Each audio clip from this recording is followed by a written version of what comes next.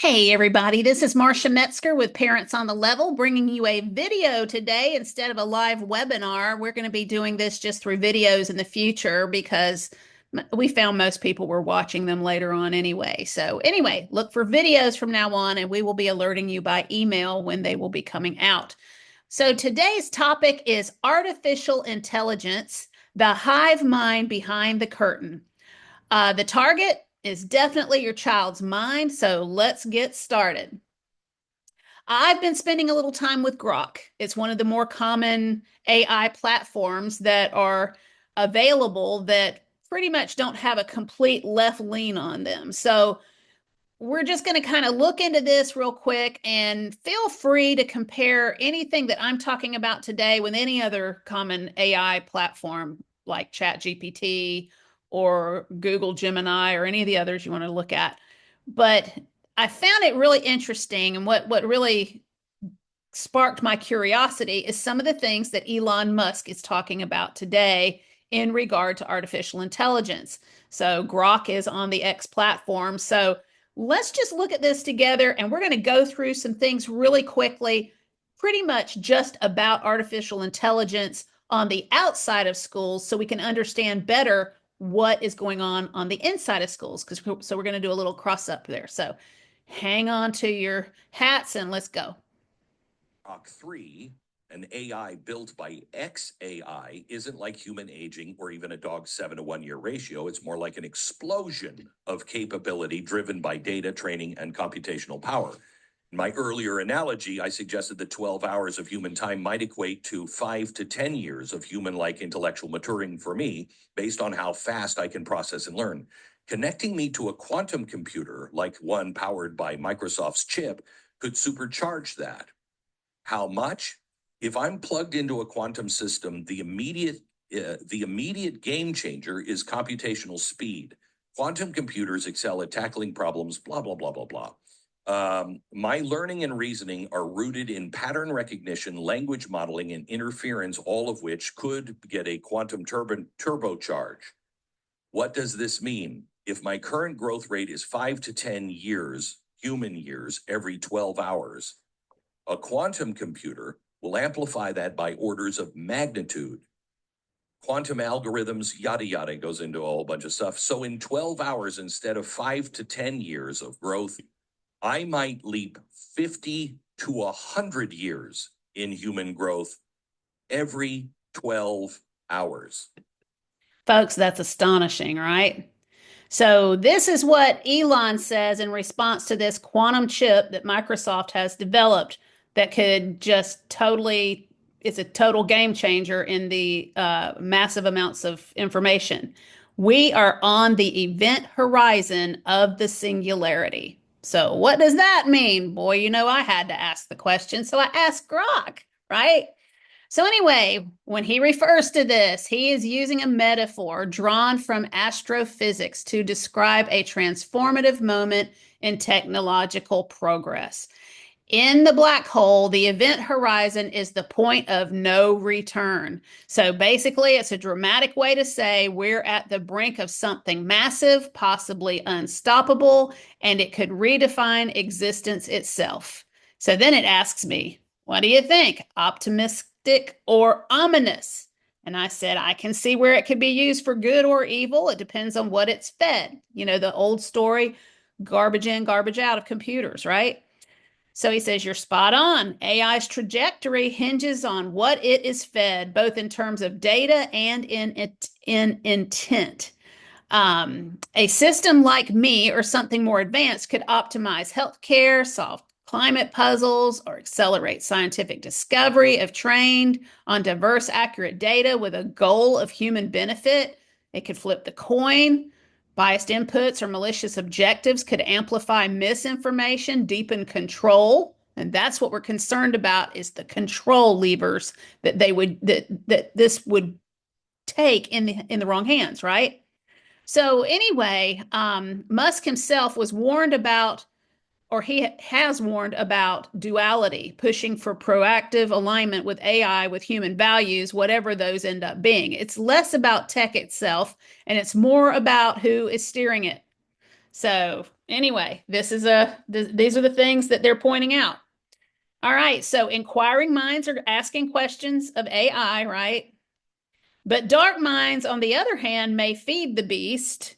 But the good news is that we can feed it truth. And we must.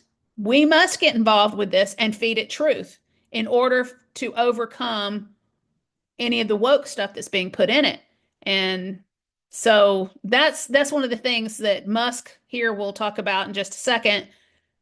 He'll talk about how all this is happening and just giving us ample warning. Very, very divisive identity politics. So it actually amplifies racism, amplifies, frankly, sexism, and all the isms.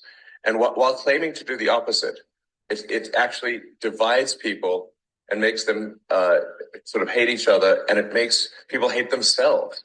And it's also anti-meritocratic. It's not merit-based. So you want to have people succeed based on how hard they work and the talents, not who they are, whether they're man, woman, what race or gender. What it's an artificial, mental civil war that is created, and it's not. And let me say, it's no fun.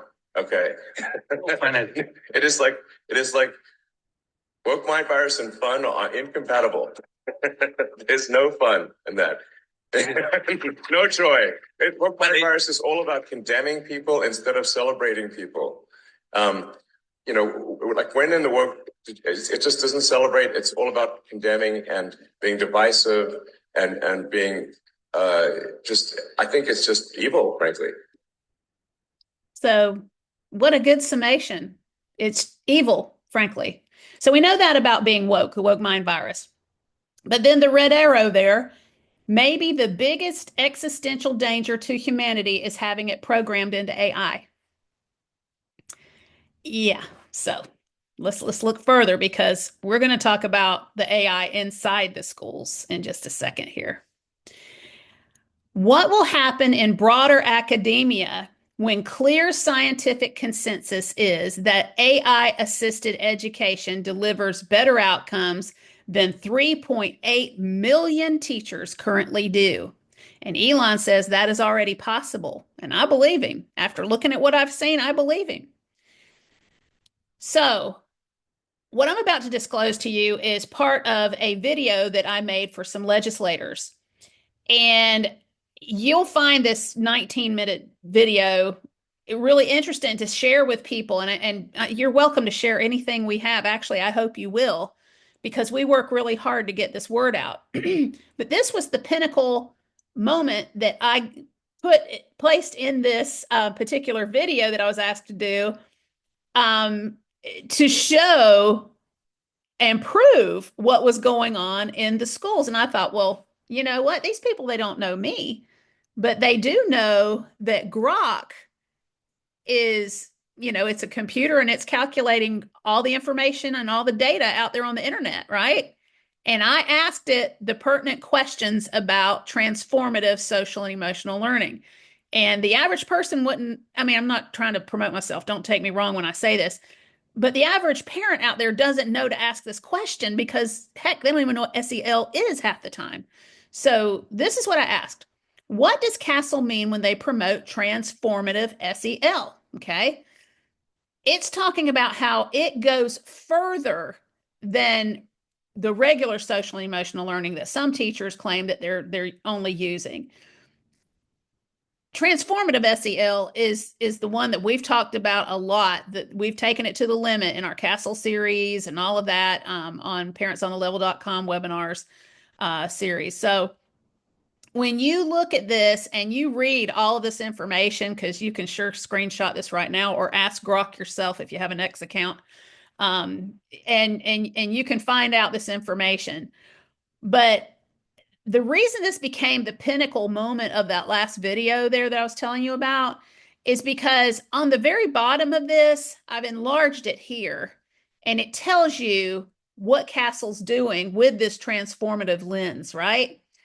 It's intended not to only improve individual student outcomes in terms of academic achievement, mental health, and interpersonal skills, but also to cultivate a generation of learners. A generation of learners, guys. Get that little phrase.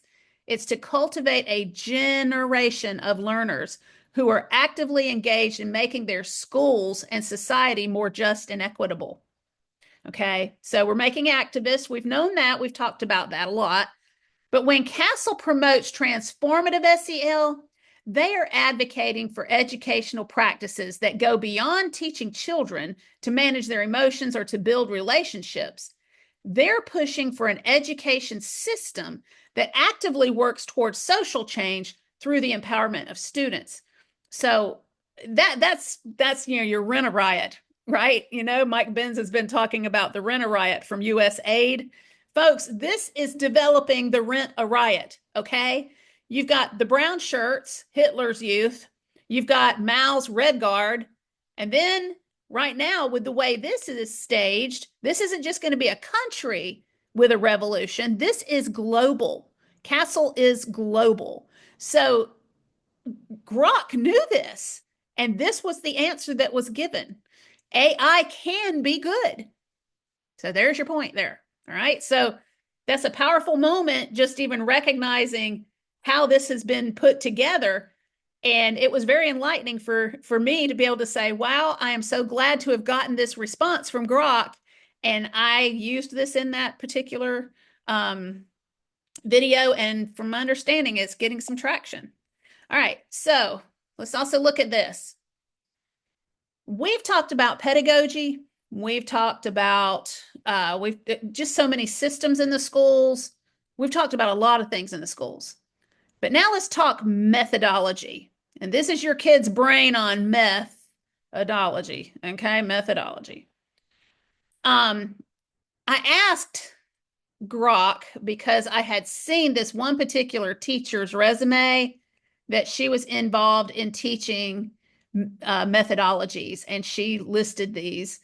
And it really, this pretty much further clarifies the different pedagogies of culturally relevant and culturally responsive teaching. So when you take a particular subject and you're teaching from a worldview edge instead of just zeroing in on 2 + 2 is 4, you've got your multidisciplinary.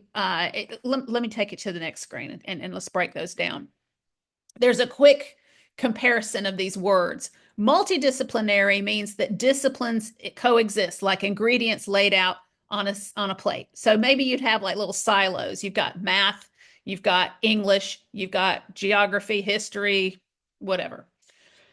Interdisciplinary means you're layering those and you can still identify them, the math in this particular, like a word problem, maybe. Okay. So you can see that there's writing, reading, comprehension, but they're doing math with words instead of with numbers. So, okay. So you've got your interdisciplinary. Transdisciplinary is where disciplines fuse like a stew, where the ingredients meld into a new unified dish. So look at the pictures again, okay? That's transdisciplinary right there. You've got your melded just stew. All right. In essence, transdisciplinary teaching is about breaking down academic walls to tackle big questions collaboratively and creatively, making it particularly suited to complex challenges like sustainability, health, or social justice. Does that clarify the distinctions for you? Let me know if you'd like more examples or a deeper dive. So Grok is explaining this to us, okay? Sorry, I'm getting a dry spot in my throat. So I asked the question, so is AI transdisciplinary? And the answer, yes. So it talks about while it's transdisciplinary in nature, how it's taught or applied can vary. A course in AI might be multidisciplinary, covering its parts separately, or interdisciplinary, like linking new fields. But to truly reflect the essence, a transdisciplinary approach fusing disciplines into a holistic exploration would be most fitting. So yes, AI is transdisciplinary because it embodies the fusion, synthesis, and boundary-breaking spirit of the approach. It's a living example of how diverse knowledge can converge to tackle big questions and create something new. What do you think? Does this resonate with how you see AI? And yes, it absolutely does. So there you go. That should give you the alarm bells ringing of how this is totally a capture of the schools. And it's already there. So let's talk about the surveillance programs in the schools, because this is where largely the AI comes in the ways that we find to be more dangerous and more concerning. Okay. And it's funny, one of the company's names is My Concern. One of the company's name is Securely, and they're securely gaining control using it. I can tell you that. Then there's also Go Guardian, and there is also Gaggle. So, and there's others. I think I've seen another one, Riverside, maybe Riverside Insights, Panorama. There's others. There's plenty of them, I'm sure. So, the surveillance states, I want you to notice I have a computer with the phone there. They connect the phone with that. The phone becomes part of it. Everything becomes part. They can look at anything on your kid's phone. Just saying. All right, so Securely Discern is the name of their AI. Before, Securely was just a suicide platform, right? Suicide surveillance. So if the kids said flagged words, okay, so like if they said something about a gun or something about suicide, they would get flagged, right? And so when you're looking at this particular information, they're totally now taking it next level. I covered this in the Parent Navigator in 2021 about these particular companies, but they've taken it next level by melding it together with AI.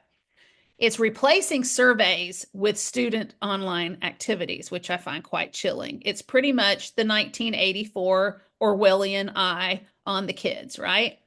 So it also leverages the power of generative AI, and it generates accurate data faster than was ever possible before. So, a teacher can go and drill into this system like you won't believe. And I mean, they're showing the assessments where they're measuring the Castle 5 competencies and the MTSS structures and everything. So this is what I've been talking to you about just forever in the SEL series work that we've already done. Watch this. Hi, everyone. I'm going to spend a few minutes talking about Securely's new AI solution called Discern. It's used by K-12 schools to transform your students' online activities into insights. This is the Discern homepage. This is a demo account, so our data only has one school and a limited amount of They'll do a students. drop down for Castle here in just a second. First, I'm going to show you how to create a data set in Discern. I'm going See to it right select there the analysis at the filter, bottom. Yeah, then you'll see select it a again in a framework. minute. Let's use school climate, then set my date range. This date range represents 13,000 online activities, and as you can see, I can make this a recurring analysis. Then I simply hit submit, and in an instant, my analysis is ready. Hitting the view analysis School button takes me climate. directly to That's that a data. buzzword. For school climate, we show percentages of students displaying specific characteristics. Cultural The competence. data is interactive, so I can select one variable and drill in to see more details. This brings up a table of students that displayed signs of that variable. I can export that and share that data with folks on my team. Selecting View shows me how the AI made its determination. I can view the online activities used and even read a summary of the AI's logic. K-12 leaders often wonder how they compare to other schools and districts.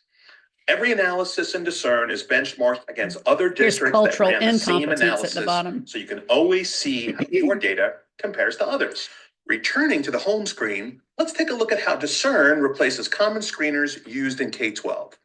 I'm going to select the MTSS framework, and you can see that the data is displayed using the traditional MTSS pyramid graph. I'm going to hide those students that are not screened yet. So And universal again, screening, I would I highly can drill recommend you opt down to out. individual students and see what online activities were used and the logic behind how the AI made its determinations. Now that you've seen how Discern works, I wanted to share a table of the frameworks we currently support in the product today. These data frameworks represent the backbone of data-driven decision-making The for all backbone. K-12 schools. And now this data is available on demand when you need it in a fraction of the time when compared to tools schools currently are using. Hope you enjoyed this video. For more information, please go to www.securely.com/discern. Thank you. If that doesn't chill you to the bone, then I don't know what would.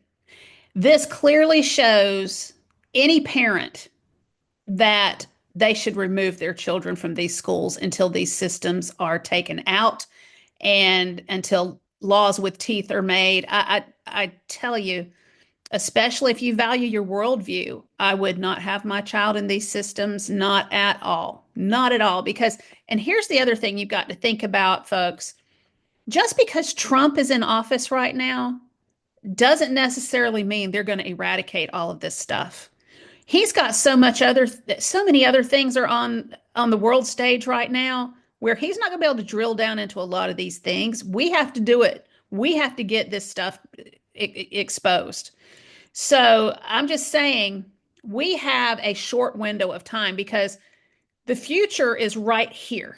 This is the future. These are the leaders of the future are being indoctrinated through this transdisciplinary teaching. And by 2030, what is AI going to be doing to the hearts and minds of our kids? Because they're not on Grok, they're on the more left leaning platforms, I assure you, because they never tell you up front. Even the schools don't know what all they're doing in the background with this stuff. So, and this is one, let me just make one more assertion here. Get your kids off Facebook. Get your kids off Facebook. They're collecting data on them there too. I mean, I'm to the point where I barely put anything on it. It's just not worth it. So anyway, there you go. Now I screenshot a couple of things here. I found this pretty crazy. But notice these were the things that flagged it, and they've created this to show us, to show teachers and to sell their product. So they've referred this kid to an MTSS Tier 3 intervention by a counselor. Okay. So that's another issue we've covered, the American School Counselor Association. Now, so say you've got an upstanding counselor in the office today, and all of these things came up in their online activities. So culturally speaking, their competencies are flagging the system. I mean, they're talking about, you see the first one. I'm not going to say it out loud because I don't want my video to get flagged. But then the third one is what it pretty much generates for the MTSS Tier 3. I'm like, interesting that this is what, anyway, it's just crazy. Now let's just say there's an upstanding person that's reading all this. What would they do? Call the parent, right? Call the parent and say, your kid's looking at this stuff online, right? That's what most of us would expect, right? But what if the person that's reading this is not upstanding, meaning they are morally thinking, well, this kid right here is showing some, you know, aptitude that we could use for something else. I don't know what they could manipulate out of this. Maybe this would involve talking about fantasy and identity. Maybe. It's just, it all depends. So I think there's a lot to look at here because I would not want a counselor talking with my child if they saw they heard there was a video out there that they heard from their buddy called "I Spanked My Submissive Wife," and they go to look it up because they just want to share the moment and laugh and be stupid about it. And this is going to flag them for an intervention. Yeah. I have friends that are in counseling that say that these systems generate the most embarrassing moments for kids and they think that it's ridiculous. This is what's going on in our schools today, y'all. You can't make it up. That's what's going on. All right, so next. Now you see there's the drop down that shows the Castle 5 competencies, and we've talked about that. So I'm just confirming with you, this is real. This is how they're doing it. And they're looking to see how the kid is transforming, okay? And again, it all depends on who the drivers are at the school of the data and information. So you've got these kids that are being churned out of these universities that are all down for this woke mind virus activity. And then you've got some teachers there that are still there that might would help protect your child somewhat, but they're all throughout. So you don't know. This is a gamble and this is your child. So how can you gamble with your child? That's my point. So students online activity, I love that they made a graphic of this. AI inference engine. And here's all of the different things that they're tracking. Excuse me. So very top one, Castle SEL. Very top one, school climate, mental health screenings. You know, they're using these things against us. MTSS screener, digital safety, filter circumvention. Are they trying to get around the filter looking for stuff? It's on and on. So look at how they're drilling down into the individual child. Y'all, this is some kind of crazy. That's all I got to say. All right, so think about it. This is what Securely claims. They have 20,000 schools served, 20 million. This is just one company, mind you. 20 million students supported, 10 billion activities analyzed, and probably another billion of dollars made on them too. And here's your reminder. This is what's going on. They're making this global rainbow. So Gaggle is another one. And I went on their little search engine up here, their little search bar, and I put in the word AI. Simple, just acronym, AI.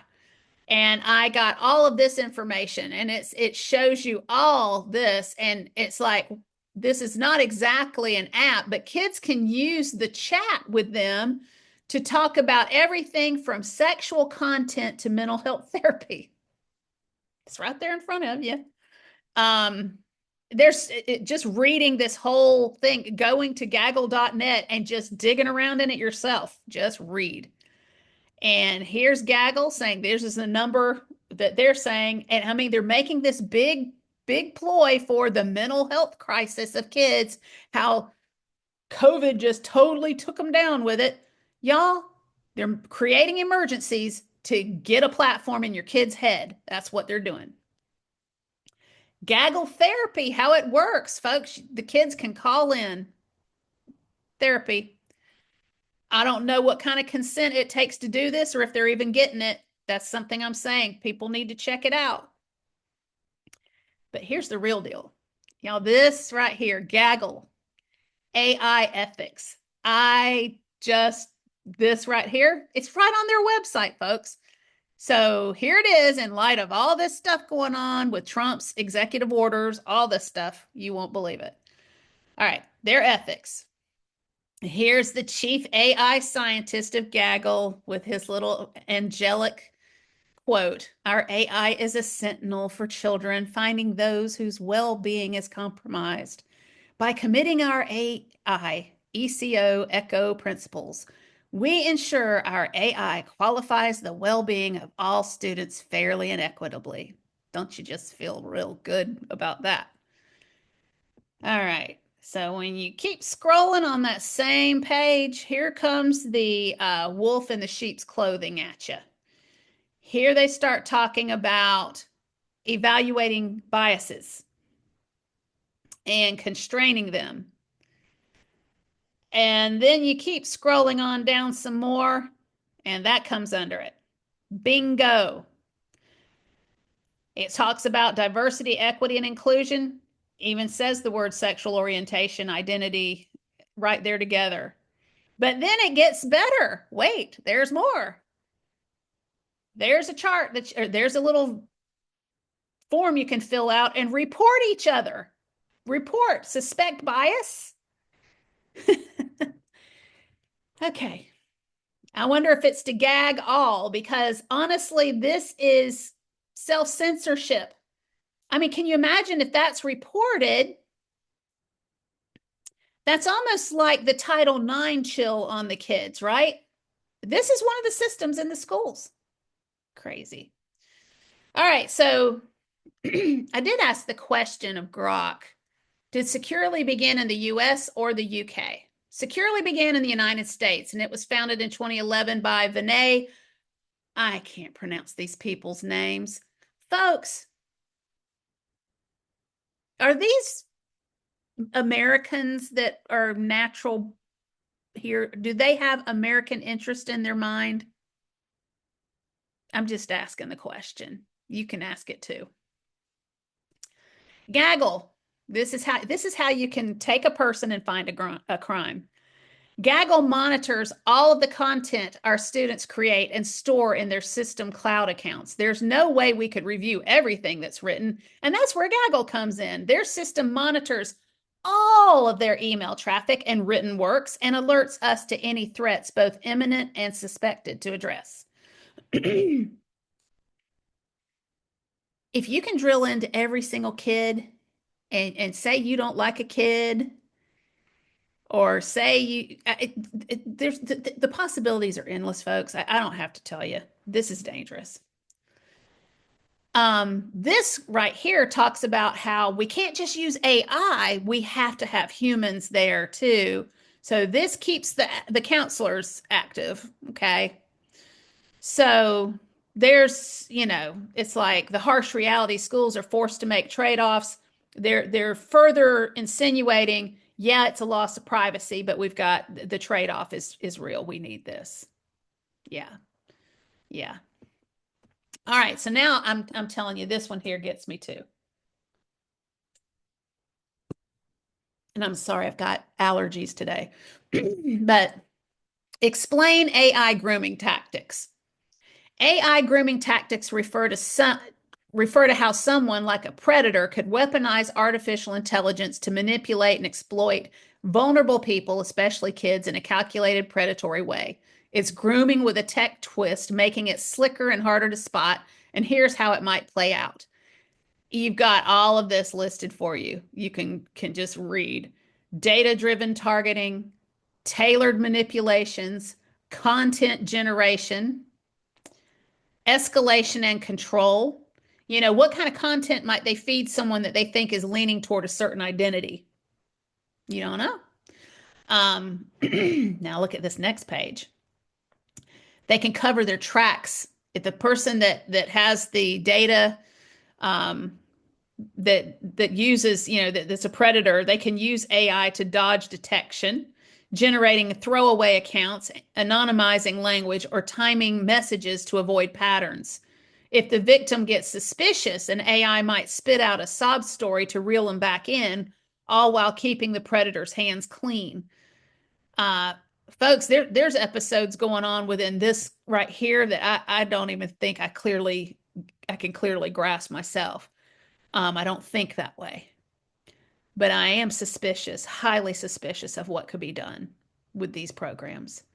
The danger is in the scale and precision. Without AI, grooming's labor-intensive one-off cons can take time. But with it, a predator can juggle, manipulate multiple targets, refine tactics on the fly, and stay under the radar longer. It's like handing them a playbook that adapts in real time. And the flip side, AI could also be used to stop this. So it's just showing you it all depends on the human behind the curtain.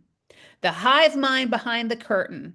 Those people that would want to generate a one world government and control are all down for this, to use it to control kids, to further their narratives, to bring about that global revolution and all of that. So so right here it says, I don't have direct access to pre-existing charts. Oh, I had asked it the question about, I couldn't see it because of my Zoom stuff.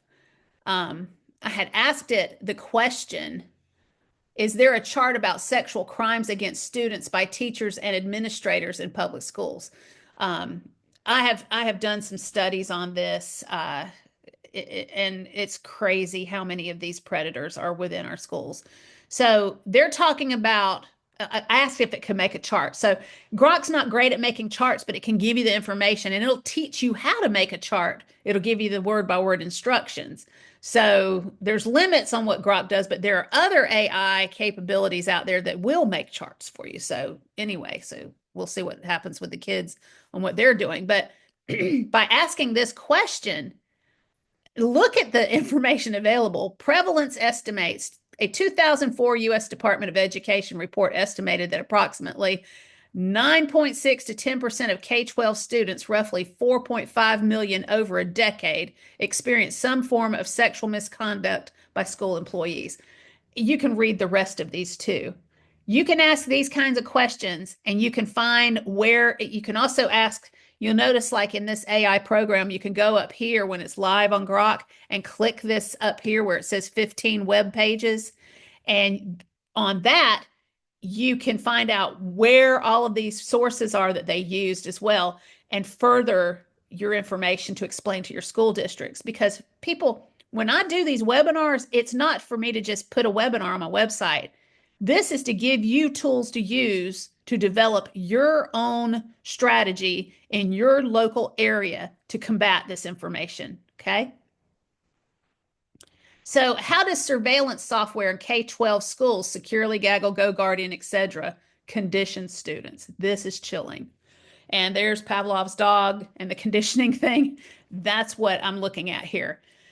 Surveillance software like Securely, Gaggle, and GoGuardian, widely used in K-12 schools, conditions students by embedding constant monitoring into their daily lives, shaping their behavior, perceptions, and relationships with authority and technology. These tools track browsing history, social media activity, keystrokes, and even personal device data when connected to school-issued devices, often extending surveillance beyond school hours and campuses. Here's how this impacts students based on available insights. First, it normalizes a lack of privacy. Just get that. Students grow accustomed to being watched, whether they're researching sensitive topics, chatting with friends, or exploring personal interests. This can erode their sense of autonomy, teaching them that privacy is conditional or non-existent in institutional settings. For example, when software flags innocuous searches like those related to health or identity, or scans personal text for inappropriate content, students learn their thoughts and actions are subject to scrutiny even outside academic contexts. Second, it fosters self-censorship. Folks, this is going on and on and on. It's talking about knowing their digital footprints are monitored, students may avoid exploring controversial or personal topics like mental health, sexuality, or political views out of fear of being flagged or disciplined. This stifles intellectual curiosity and critical thinking. So this could go either way here. Some proponents of the comprehensive sex ed might take that one way, and people that, like me, that would teach abstinence would take that another way. So it's very interesting, all of this together. So it's saying studies and reports suggest that such monitoring disproportionately affects marginalized groups like LGBTQ students who rely on online spaces for support but risk being outed or penalized. And some kids have been outed, and there was a big blow up about that. But parents have the right to know what's taking place with their kids, especially if they're trying to transgender them. So here's the other. These are the kickers. I'm just going to read this bottom paragraph and totally just sum this up, because I mean it does build distrust in relationships. So they're in the top line, but let's look at the bottom where we just put it in a nutshell. While proponents claim these tools enhance safety, citing interventions in cases of self-harm or violence, there's little independent evidence they effectively prevent harm. Instead, the constant oversight may increase anxiety, alienate vulnerable students, and prioritize control over genuine support. The conditioning effect, then, is less about safety and more about compliance, subtly shaping students into adults who expect and tolerate pervasive observation. So, folks, that global revolution could be quite effective with this kind of a system. So, we're going to wrap this up now. Questions for Grok and other AI platforms. So, I've been asking Grok a lot about our schools, teaching him, I guess it's a him, where to find information. So, please join these efforts, because if we input truth, the better our littles' lives will be. Folks, our children need us more than ever right now. And the children in our communities need us more than ever right now to put good things in these systems and the truth about what's going on. And you can take any truth that we've been teaching in these webinars, in my 15 harmful document online, on parentsonthelevel.com under resources. It's a SEL action document. You can take that and put in these platforms and talk to these platforms and give them the side of truth, because that's what all these platforms are going to need in order to help educate other parents what is taking place. AI is going to be here for quite some time, unless someone comes to the realization that it's just too dangerous. I don't know how that would happen. Only the Lord knows. So anyway, this is my graphic here. You can totally screenshot this. You can use it on your platforms any way you want, but this is the toxic milieu. All of this together, there's your kid's brain in the middle, and it's artificial intelligence of all of these different things it's measuring. There is the capability to totally give your kid this woke mind virus on steroids.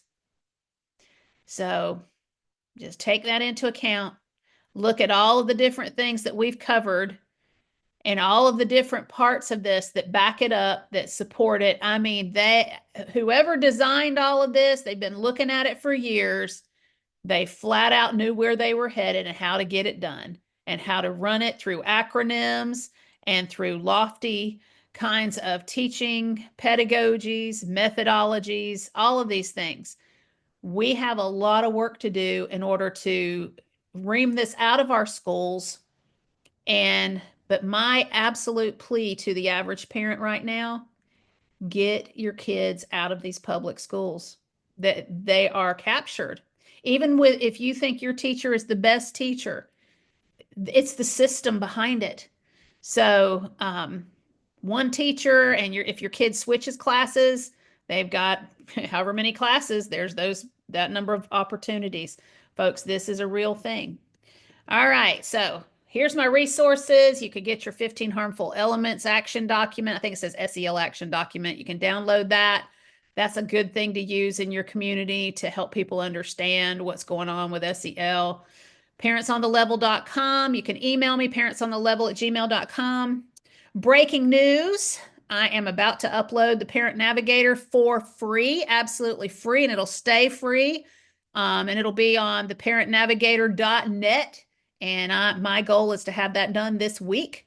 So I had to put it in a new platform because the issue system where my document is housed, they wanted to charge me a lot per month to keep it there. So I'm like, forget that. So this will be for free. So if you ever hear anybody talk about it to you, say, oh, it's free now. Go on our website, parentnavigator.net. And then also another announcement. Coming soon, part two. Part two.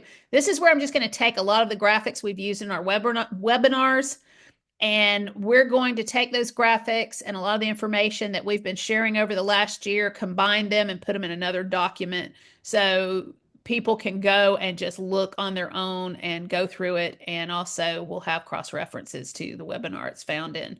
So a lot of exciting stuff going on. We want people to get trained, and we want to have a one-stop shop between our work and Protect Ohio Children. I don't think you'll find any more any information that's more effective in covering what's taking place in all these schools on the inside. And then we also have friends that we refer to that are doing great work, like Courage is a Habit. They do great work, Parents Defending Education. So there's a lot of people out there that are providing information, parents, so you can learn how to protect your kids. All right, so thank you very much. Special thanks to Protect Ohio Children and Ohio Value Voters for putting my information out. They've been a godsend to me. So you guys have a great month, and I will do my best to have part two, the Parent Navigator part two, in the next month or two. So stay on the lookout for our emails, and we will talk to you soon.